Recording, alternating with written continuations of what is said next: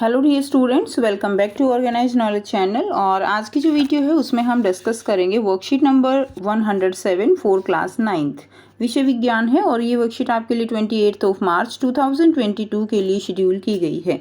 आज की जो वर्कशीट है स्टूडेंट्स, उसमें हम पढ़ने वाले हैं चैप्टर 13 जो है उसका रिविज़न हम करेंगे, हम बीमार क्यों पड़ते हैं। वर्कशीट शुरू करने से पहले प्लीज़ चैनल को सब्सक्राइब कर लो, बेल आइकन को भी प्रेस कर लो ताकि आपको आने वाली वीडियोस की नोटिफिकेशन वो समय से मिल जाए। देखिए क्या दिया गया है। रोग दो प्रकार के होते हैं, संक्रामक एवं असंक्रामक रोग। ठीक है, बहुत से सूक्ष्म जीव जो संक्रामक रोगों के कारक हैं वह एक रोगी से स्वस्थ व्यक्ति तक विभिन्न तरीकों से फैल जाते हैं। तो सूक्ष्म जीव जो है वो क्या करते हैं, वो स्वस्थ व्यक्ति को भी बीमार कर देते हैं कई बार। ठीक है, जो व्यक्ति बीमार है वहाँ से रोग जो है वो स्वस्थ व्यक्ति तक फैलाते हैं। यह रोग कारक सूक्ष्म जीव, जिन्हें रोगाणु भी कहते हैं, विभिन्न साधनों जैसे संक्रमित वायु, भोजन एवं जल द्वारा एक स्वस्थ व्यक्ति तक पहुँच जाते हैं। इनके संचरण का तरीका इनके फैलने की गति तथा क्षेत्र भी निर्धारित करता है। अब देखिए, हमने पढ़ा है कि संक्रामक रोग और असंक्रामक रोग क्या होते हैं। संक्रामक रोग जो एक दूसरे से फैलते हैं उन्हें संक्रामक रोग कहते हैं, जैसे कि कोविड-19 है। असंक्रामक रोग जो नहीं फैलते उन्हें असंक्रामक रोग कहते हैं, जैसे कि कैंसर है। अब संक्रामक रोग जो है उनके फैलने के कौन कौन से साधन हो सकते हैं। तो संक्रामक रोग विभिन्न साधनों या तरीकों या माध्यम से एक रोगी से स्वस्थ व्यक्ति तक पहुंच सकते हैं।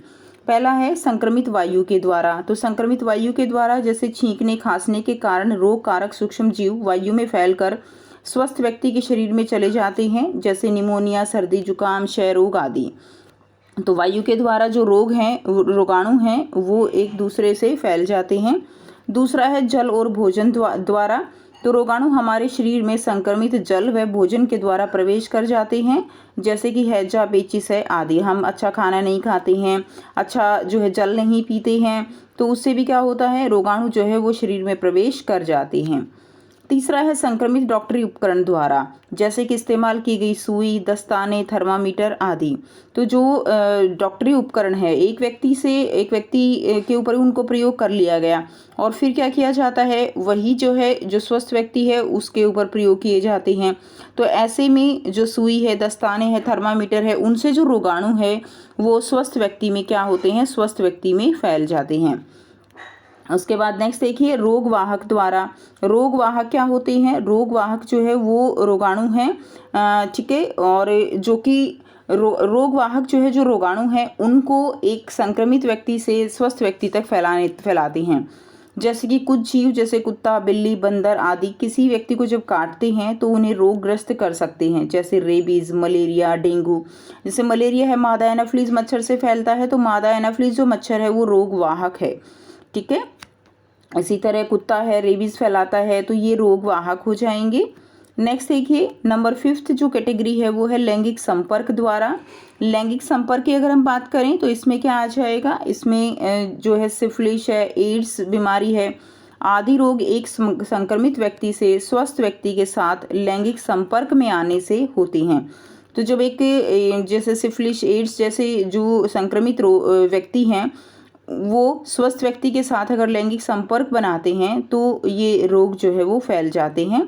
ठीक है, नेक्स्ट देखिए, नंबर 6 है संक्रमित व्यक्ति द्वारा इस्तेमाल की गई वस्तुओं का स्वस्थ व्यक्ति द्वारा उपयोग। यानी अगर संक्रमित व्यक्ति के जैसे खाना है, कपड़े है इत्यादि, तो ये जो संक्रामक रोग होते हैं ये एक दूसरे से फैलते हैं। तो खाना, कपड़े इत्यादि अगर हम शेयर करते हैं तो ये रोग फैल जाते हैं। उदाहरण है जैसे त्वचा रोग है, स्कैबिज आदि रोग हैं, तो ये जो है क्या होते हैं, एक दूसरे से फैल जाती हैं। उसके बाद यहाँ पे आपको चार्ट दिया गया है और चार्ट के थ्रू भी आपको समझाया गया है कि किस तरह से ये रोग फैलते हैं, जैसे व्यक्तिगत संपर्क द्वारा, वायु द्वारा, ठीक है, भोजन द्वारा, कांटेक्ट के द्वारा, और वेक्टर यानी संक्रमित व्यक्ति से स्वस्थ व्यक्ति में वेक्टर के द्वारा, यानी जो रोग वाहक होते हैं, रेबीज से संक्रमित पशु, तो इनके द्वारा जो है ये रोग फैल जाते हैं। नेक्स्ट देखिए, नेक्स्ट आपको दिया गया है एड्स। एड्स की फुल फॉर्म क्या होती है, एड्स जो कि एक लैंगिक बीमारी है। तो एड्स जो है इसकी फुल फॉर्म है एक्वायर्ड इम्यूनोडेफिशिएंसी सिंड्रोम। इसका कारक क्या होता है, ये वायरस के कारण फैलती है। तो रेट्रोवायरस या HIV की फुल फॉर्म क्या होगी, ह्यूमन डेफिशिएंसी इम्यूनो वायरस। तो ये जो है HIV की फुल फॉर्म होती है, ठीक है, ह्यूमन जो है डेफिशिएंसी ह्यूमन इम्यूनो वायरस, ठीक है। उसके बाद संचरण का कारक क्या है, ये संचरण का कारक इसका क्या रहेगा, लैंगिक संपर्क के द्वारा फैलता है, रक्त संक्रमण, संक्रमित इंजेक्शन या ब्लड के प्रयोग से संक्रमित माँ से उसके गर्भ के बच्चे को, यानी अगर जो है संक्रमित व्यक्ति के साथ लैंगिक संपर्क होता है या उसका रक्त जो है दूसरे को चढ़ा दिया जाता है या उसके द्वारा प्रयोग किया गया ब्लेड जो है स्वस्थ व्यक्ति अगर प्रयोग कर ले, इंजेक्शन जो है प्रयोग कर ले, और अगर माँ को, गर्भवती माँ को जो है एड्स है तो बच्चे को जो है वो एड्स होगा। नेक्स्ट देखिए, नेक्स्ट दिया गया है निवारण क्या है, तो संक्रमित रक्त जो है कभी भी न चढ़ाएं, रक्त के स्थानांतरण से पहले उसकी HIV जांच जो है वो अवश्य की जानी चाहिए। उसके बाद है एक व्यक्ति के बाद सुई को नष्ट कर दिया जाए, और नेक्स्ट है दाढ़ी बनाने के लिए नए ब्लेड का प्रयोग जो है वो किया जाए, तो दाढ़ी बनाने के लिए नए ब्लेड का प्रयोग किया जाना चाहिए, ठीक है, और सुई को नष्ट कर दिया जाना चाहिए। तो ये कुछ तरीके हैं जिनके द्वारा बचा जा सकता है।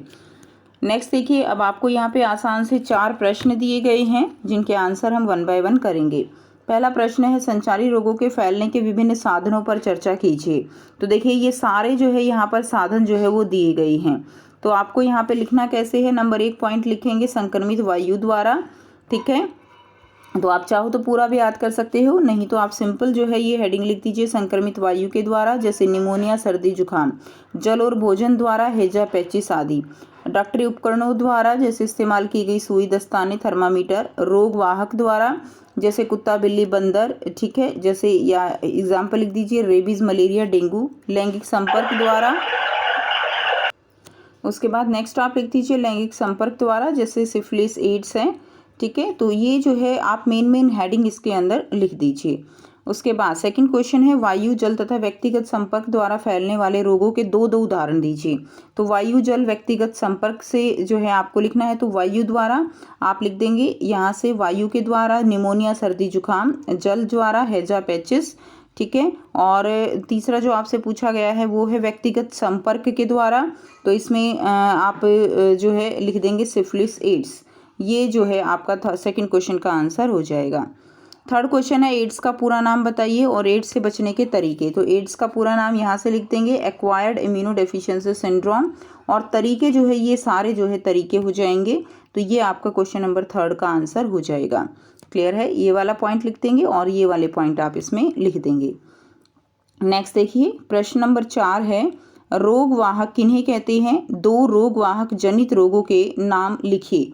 तो 2 जो है रोग वाहक किन्हें कहते हैं, तो यहाँ से आप लिख देंगे जो है रोग वाहक वे प्राणी हैं जो संक्रामक रोगों को एक रोगी से निरोग व्यक्ति में फैलाते हैं। तो ये रोग वाहक की परिभाषा हो जाएगी। ये रोग वाहक जो है वे प्राणी हैं जो संक्रामक रोगों को फैलाते हैं।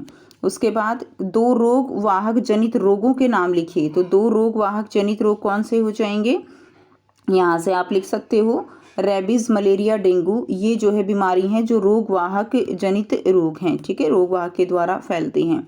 तो ये आंसर आप इसमें लिख देंगे। तो ये थी स्टूडेंट्स आपकी आज की साइंस की वर्कशीट। आई होप सभी बच्चों को ये क्लियर है। कोई भी डाउट है तो आप पूछ सकते हो। वीडियो अच्छी लगे तो वीडियो को ज़रूर से लाइक कर दीजिए, शेयर कर दीजिए और चैनल को सब्सक्राइब कर दीजिए। So thanks for watching, have a nice day.